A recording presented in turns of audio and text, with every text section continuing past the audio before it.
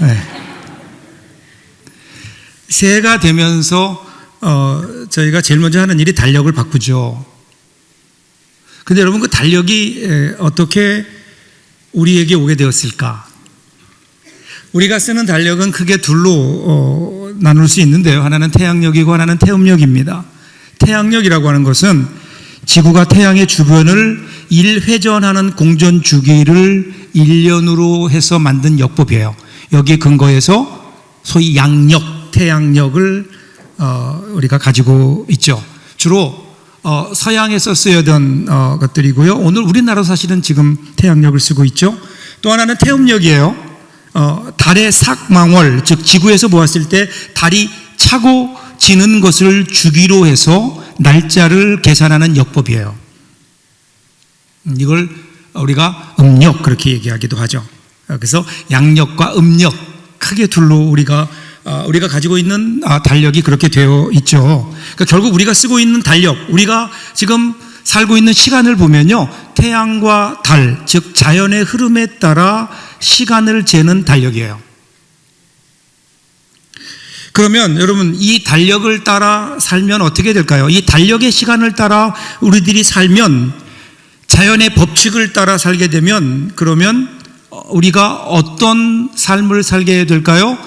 이것을 그 옛날 성인들은 이렇게 얘기했어요. 생로병사. 사람이 태어나면 그러면 자라다가 늙게 되고, 늙으면 병들고, 그 다음에 죽게 된다. 이것이 자연의 원리를 따라 살아가는 사람들, 자연의 시간을 살아가는 모든 존재들에게 주어지는 공통적인 운명이에요. 결국은 낡아지는 거예요. 낡아지기 때문에 우리는 무언가 새롭게 되기를 원해요. 새로워지기를 원하지만 결국 우리 안에는 우리를 스스로 새롭게 할 수 있는 능력이 없거든요. 그래서 낡아지는 이러한 원리, 낡아지는 궤적을 벗어나지 못합니다. 그래서 여러분, 우리가 지금 가지고 있는 이 달력의 시간을 따라 살아가면 결국은 낡아지고 결국 마지막은 죽음이에요.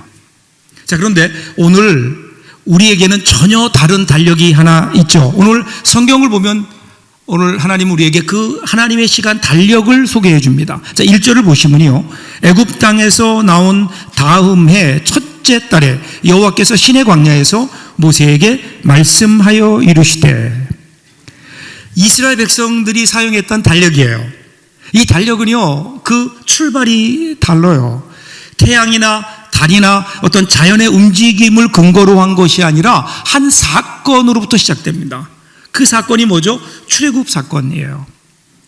그들이 하나님의 그 강력한 힘으로 이집트로부터 구원받고 이집트로부터 탈출한 소위 출애굽, 다시 말해서 하나님의 은혜로 구원받았던 그 날을 시작으로 해서 그들은 새로운 달력을 가지고 있어요. 새로운 시간을 그들은 가지고 있는 거예요. 그 당시에 다른 민족들이 쓰고 있던 달력과는 전혀 다른, 출애굽했던 그 사건, 하나님의 구원의 사건이 그들의 출발점이 되고 그것이 그들의 첫 번째 해가 되는, 그래서 그들은 이제 이 세상의 시간이 아니라 하나님의 시간을 살아가는, 그리고 그 중심에 절기가 있죠.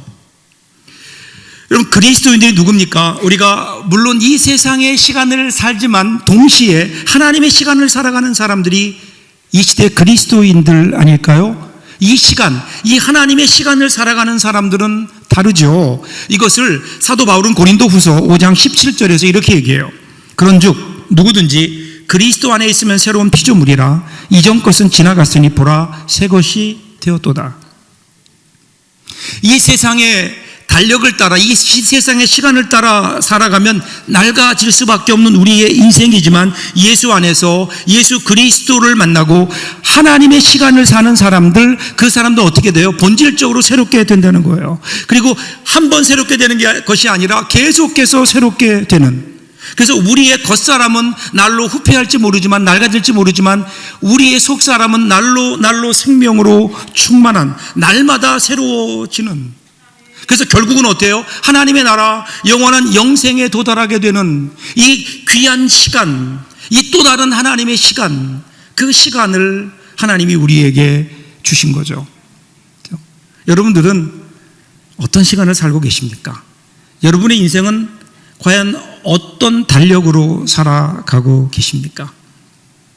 자, 오늘 우리가 읽었던 말씀을 보시면요, 이제 이러한 하나님의 시간에 따라 하나님의 절기 유월절을 지켜라 라고 하는 명령으로 시작해요. 2절 3절을 보겠습니다. 이스라엘 자손에게 유월절을 그 정한 기일에 지키게 하라. 그 정한 기일 곧 이달 14째 날 해질 때에 너희는 그것을 지키되 모든 율례와 그 모든 규례대로 지킬 것이니라. 자, 유월절이 어떤 날입니까? 유월절은 이집트에서 노예로 있던 이스라엘 백성들을 하나님께서 불러내셔서 하나님의 백성이 되게 하신 그날, 즉 이스라엘에게는 구원의 날이었다고요.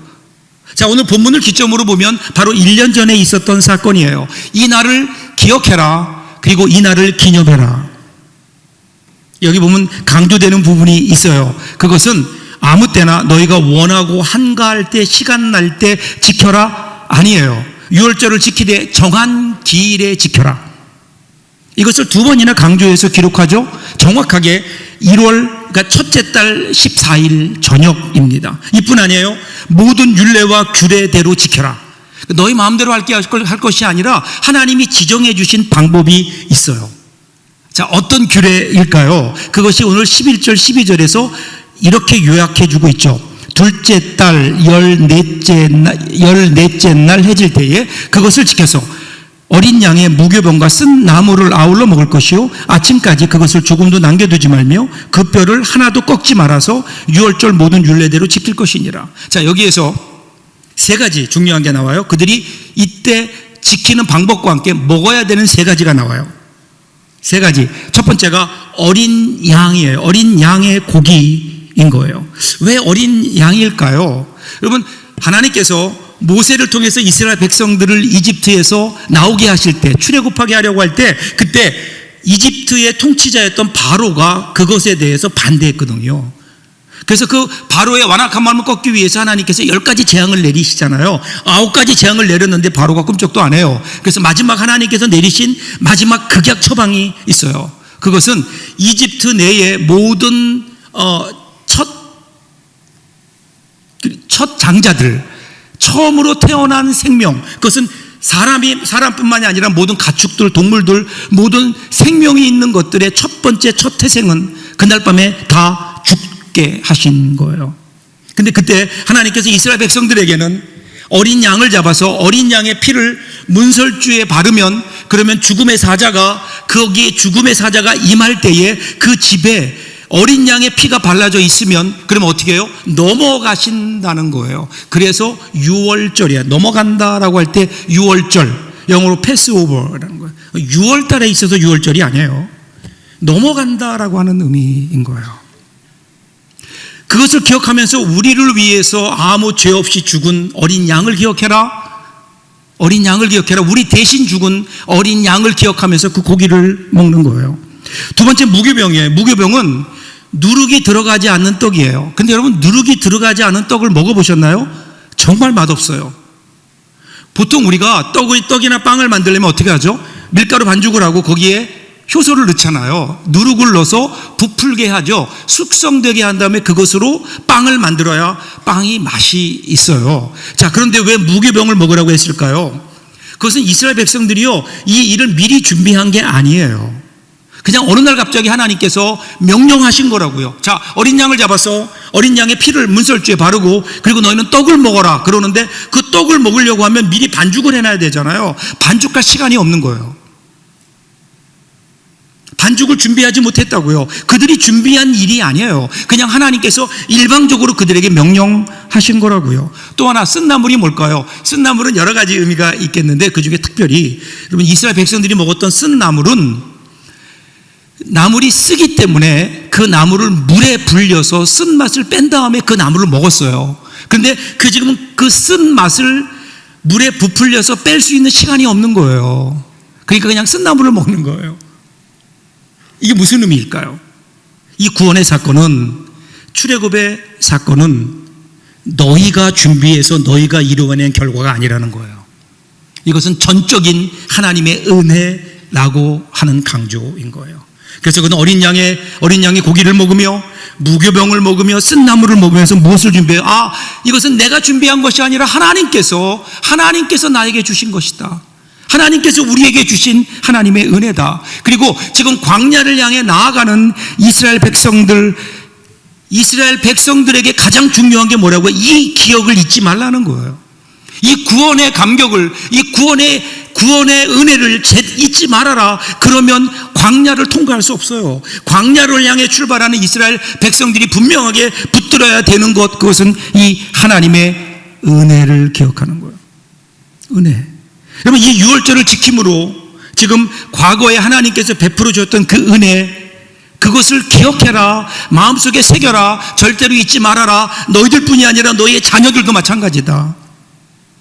여러분, 이것이 진정한 의미의 유월절을 지키는 그 하나님의 의도인 겁니다. 하나님의 은혜를 기억해라. 여러분, 이것이 사실은 우리가 기념일을 지키는 그 이유 아닐까요? 여러분, 우리 결혼 기념일 있잖아요. 결혼 기념일을 우리들이 왜 기억할까요? 왜 지킬까요?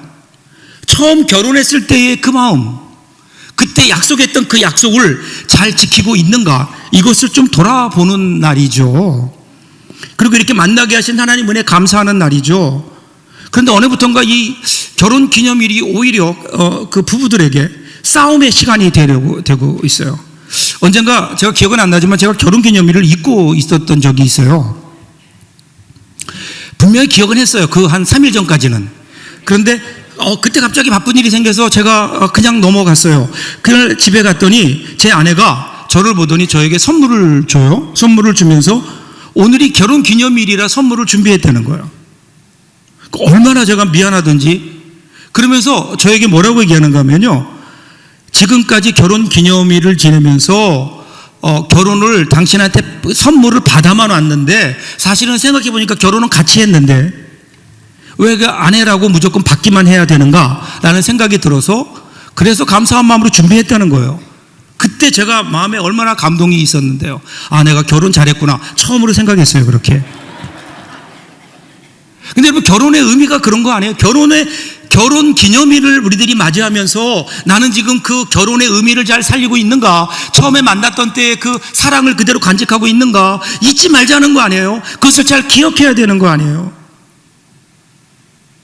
오늘 하나님께서 우리에게 주신 절기, 성일, 이 모든 것들을 하나님이 왜 우리에게 지키라고 하셨을까요? 우리를 힘들게 하려고 하신 것은 아니잖아요. 하나님의 은혜를 깨닫게 하시려고 우리에게 주신 은혜의 기회인 거예요. 기회인 거예요. 하나님의 구원의 은혜, 그 큰 하나님의 구원의 은혜를 왜 그렇게 우리는 자꾸만 잊어버리는지, 왜 우리는 그것을 기억하지 못하는지. 그래서 하나님께서 유월절이라고 하는 절기, 그리고 모든 절기를 만드셔서 하나님은 그것을 기억해야 된다. 너희들이 그것을 기억하지 못하면 절대로 하나님의 자녀답게 그리스도인답게 살 수 없다. 강조 또 강조 하시는 거예요. 여러분, 사실 진리는 단순하지 않아요. 예수님께서 나를 위해 십자가에 죽어주셨어요. 이 주님의 은혜를 기억하고 살 때에, 그 하나님을 바라보고 살 때에 우리에게 하나님이 주시는 복을 누릴 수 있다고요. 간단해요. 너무 쉬워요. 이거 모르는 사람이 어디 있을까요? 그런데 우리는 자주 잊어버려요. 자꾸 잊어버려요. 왜 이렇게 자꾸 잊어버릴까? 여러분, 그런데 왜 우리가 잊을까요? 이 귀한 하나님의 은혜를 왜 잊을까요?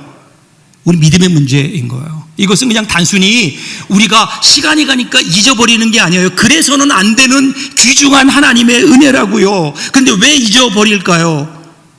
우리의 믿음 없음의 소치인 거예요. 잊고 싶어서 잊는 게 아니잖아요. 우리 믿음의 부족이에요. 여러분, 마귀 사탄이 하는 일이 뭔지 아세요? 끝까지 우리에게 이 기억을 못하도록, 하나님의 은혜를 기억하지 못하도록 방해하는 거예요. 자꾸 다른 것을 보게 만들어요. 우리를 매혹할 수 있는 다른 것들을, 시선을 우리가 하나님의 은혜에서 다른 것들로 돌리게 해서, 그래서 하나님의 은혜가 우리에게서 떠나게 해요. 하나님의 은혜를 기억하지 못하게 해요. 여러분, 에덴 동산에서 사탄이 제일 처음 우리 인류에게 한 일이 그거 아니에요? 하나님이 우리에게 에덴 동산이라고 하는 완벽한 은혜를 주셨다고요. 그 은혜 가운데 살 때 얼마나 좋았을까요? 얼마나 행복했을까요? 그런데 어느 날 선악과를 보여주면서 선악과를 바라보게 하는 거예요. 선악과를 보면서 그 선악과를 통해 그의 마음속에 있던 욕심을 발동시키는 거예요. 그래서 어떻게 해요? 지금까지 주셨던 하나님의 은혜를 다 까먹게 해요. 선악과를 바라보는 순간 그것을 바라보면서 그것이 탐스럽고 그리고 그것이 정말 먹음직스럽게 보이는 그 순간 하나님이 주셨던 은혜를 다 잊어버리는 거예요. 그래서 어떻게 해요? 범죄하고 마는 거예요. 하나님의 은혜를 잊어버려요. 그 악한 사탄은 오늘도 여전히 우리 가운데 역사해요. 사랑하는 여러분, 하나님의 은혜를 잊어버리는 걸 하찮게 생각하지 마세요. 그것은 사탄에게 넘어간 거예요. 오늘 우리가 만약에 하나님의 은혜를 기억하고 감격하고 하나님의 은혜에 감사하며 산다면 그것은 성령께서 우리 가운데 역사하는 증거일 거고요. 만일에 우리가 그 하나님의 은혜를 잊어버린 채 다른 것들에 취해서 다른 것들만 바라보고 살고 있다면 그것은 우리가 악한 사탄이 우리에게 가까이 왔다는 증거가 아닐까요?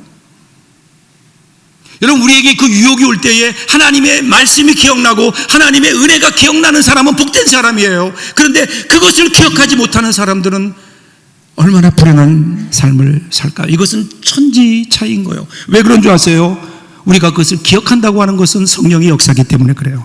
요한복음 14장 26절 보세요. 보혜사 곧 하나님 아버지께서 내 이름으로 보내실 성령, 그가 너희에게 모든 것을 가르치고 내가 너희에게 말한 모든 것을 생각나게 하리라. 우리가 하나님의 은혜를 기억하는 것은요, 내가 잘 기억했기 때문이 아니에요. 성령께서 내 마음속에 오셔서 말씀을 생각나게 하시는 거예요. 오늘 저와 여러분은 주의 성령이 우리 가운데 임하도록, 그래서 우리는 성령의 임재를 구해야 되고, 성령께서 우리 가운데 계시면서 하나님께서 우리를 위하여 베풀어 줬던 은혜를 깨닫게 하시고 기억나게 하셔서, 그래서 그 은혜 가운데 살도록 오늘 우리를 도우시는 거라고요. 그런데 6절 7절 보면요, 뜻밖의 상황이 발생해요. 그때에 사람의 시체로 말미암아 부정하게 되어서 유월절을 지킬 수 없는 사람들이 있었는데, 그들이 그날에 모세와 아론 앞에 이르러 그에게 이르되 우리가 사람의 시체로 말미암아 부정하게 되었거니와 우리를 금지하여 이스라엘 자손과 함께 정한 기일에 여호와께 헌물을 드리지 못하게 하심은 어찌함이니까. 자, 이제 문제가 생겼네요. 하나님, 모든 사람들이 유월절에 참여해야 되는데, 그런데 그 가운데 시체를 가까이 했던 사람, 그래서 부정하게 된 사람, 지난번에 제가 설명드렸죠. 제의적 부정. 그래서 자기가 어떤 짐짓 죄를 범한 건 아니지만 살다 보니까 어쩔 수 없이 하나님께서 정하신 규정을 어길 수밖에 없는 상황이 된 거예요. 그러니까 어떻게 돼요? 그 사람들은 제의적 부정, 그렇기 때문에 하나님의 공적 제사에 참여할 수가 없어요. 여러분, 이게 사람이 시체를 만진다는 거, 예를 들면 가족의 죽음은 인간 능력에 바뀌잖아요. 사랑하는 가족이 세상을 떠났어요. 그러면 어떻게 해요? 장례를 치러야죠. 그러다 보면 자연히 그 시신에 손을 댈 수밖에 없고, 그렇게 되면 의식상 부정하게 됐잖아요. 그러니까 부정하게 되니까 어떻게 해요? 그 사람은 일정 기간 동안 하나님이 공적인 제사에 참여할 수 없고 유월절도 참여할 수 없는 거예요. 근데 이때 이들이 어떻게 합니까? 어떻게든 유월절에 참여하게 해달라고 간청을 하는 거예요. 그러니까 모세가 이 일에 대해서 한 번도 이 일을 겪어본 적이 없잖아요. 선례도 없잖아요. 그래서 하나님께 물어요. 하나님께 묻고 하나님께서 이렇게 답하세요. 10절 보시면 이스라엘 자손에게 말하여 이르라. 너희나 너희 후손 중에 시체로 말미암아 부정하게 되든지 먼 여행 중에 있다 할지라도 다 여호와 앞에 마땅히 유월절을 지키되. 유월절을 지킬 수 없게 되었을 때, 여러 가지 이 상황 때문에, 어쩔 수 없는 상황 때문에 유월절을 지킬 수 없을 때는 어떻게 하라고요? 한 달 뒤에 둘째 달 14일에 유월절을 지키게 하는데, 시간의 차이만 있을 뿐이지 모든 것은 똑같이. 그러니까 여러분, 우리가 살다 보면 하나님의 일에 참여하지 못할 때가 있어요. 하나님의 공적 예배에 참석하지 못할 때도 있어요. 여러 가지 일들로 인해서. 그런데 그때 하나님께서는 어떻게 해요? 그럼에도 불구하고 그 하나님께 나와 예배하는 일을 절대로 포기하지 말라는 거예요. 하나님께 다른 기회를 주세요. 그래서 그들은 한 달 후에 유월절을 지켜요. 그러면서 얼마나 그들의 마음에는 기쁨이 있었을까요? 아, 유월절은 이렇게 지켜야 되는구나. 하나님에 대한 감사로 충만하지 않았을까요? 오늘 우리도 마찬가지인 것 같아요. 여러분, 우리가 이 세상, 이 복잡한 세상에 살다 보면요, 때로는 하나님의 은혜의 자리에 참여하지 못할 때가 있어요. 그럼 우리가 이 세상에 살기 때문에 어쩔 수 없이 일어나는 일들이에요. 예를 들면요, 우리 우리의 직업상 주일에 교회 예배에 참여하지 못하는 직업들이 있죠. 경찰이라든가 소방대원이라든가 아니면 병원에서 일하는 간호사들이라든가 여러 가지 이유 때문에 사실상 또 여러 가지 직장의 당직이나 기타 업무들 때문에 주일 예배를 나와 공예배를 드리고 성도들과 주일에 교제를 나누는 것이 어려운 상황이 우리에게 있죠. 충분히 이해합니다. 그리고 그 직장의 일도 하나님이 우리에게 맡겨주신 하나님의 일입니다. 그것도 충실히 감당해야 됩니다. 자, 그런데 여기에서 우리는 중요한 태도를 하나 발견하게 됩니다. 여기 7절에서 문제를 제기했던 사람들 보세요. 뭐 상황이 그러니까 내가 부정 탔으니까 뭐 직업이 그런데 뭐 어떻게 할 수 없지 이렇게 얘기하지 않았다는 거예요. 우리도 어떻게든 그 하나님의 은혜의 자리에 참여하기를 원합니다. 우리도 유월절을 지키고 싶습니다. 우리에게도 기회를 주십시오라고 모세를 향하여 탄원했잖아요. 여러분 이것이 은혜를 사모하는 사람들 그리스도인의 모습이 아닐까요?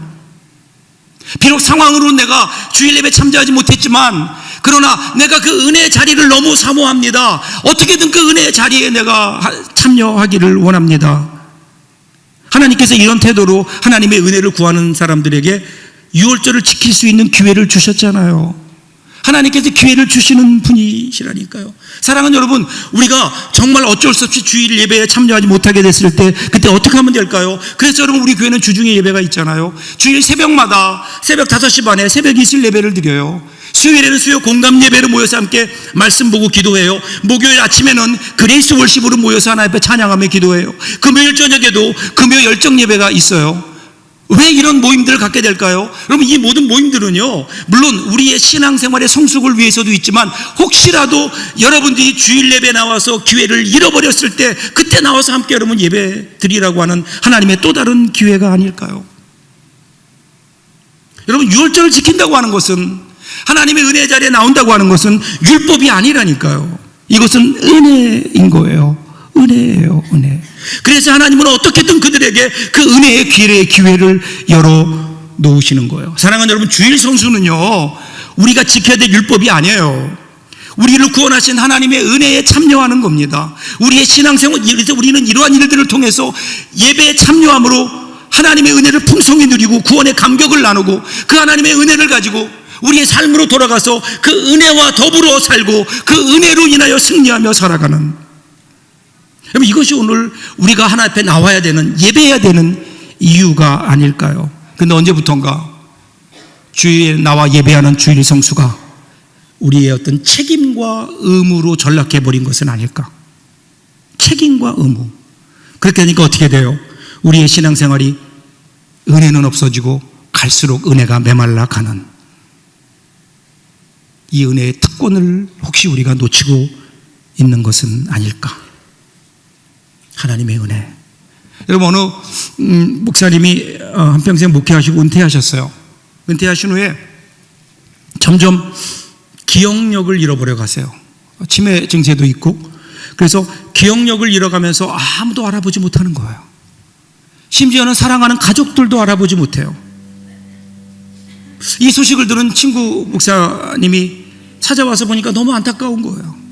그를 위해 기도하고 사랑하는 친구의 손을 잡으면서 이렇게 친구 목사님이 이렇게 얘기해요. 그래도 이봐, 그래도 예수님은 기억하지? 예수님이 누군지는 알지? 그랬더니 아무도 알아보지 못하던 그 목사님이 환하게 웃으면서 예수님? 그럼 알지. 내가 어떻게 그분을 잊을 수 있겠어? 어떻게 내가 그분의 은혜를 잊을 수 있겠어?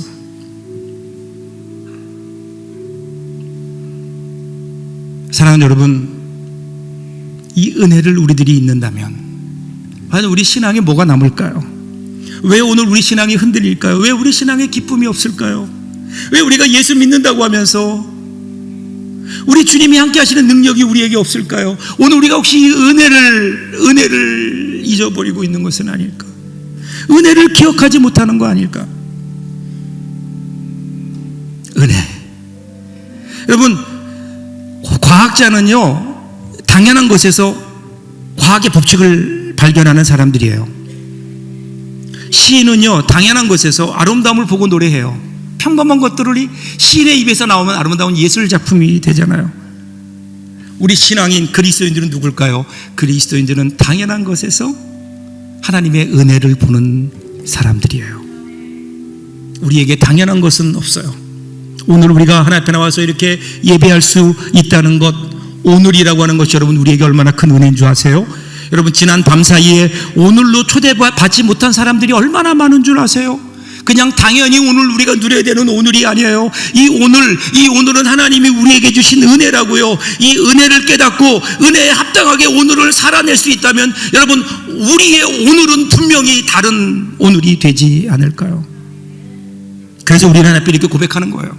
하나님, 우리를 이 은혜에서 제외시키지 말아 주십시오. 이것이 오늘 본문에서 외치는 사람들의 이야기 아니었나요? 여러분, 이 은혜, 이 하나님의 은혜를 잊지 마십시오. 그 은혜를 붙드십시오. 기억하십시오. 마음에 새기십시오. 그리고 그 은혜를 가지고 여러분의 삶 속에서 우리가 살아갈 때, 그때 여러분 우리의 삶이 달라지지 않을까요? 올 한 해는 하나님의 은혜로 승리하는 복된 한 해가 될 줄로 믿습니다. 기도하겠습니다.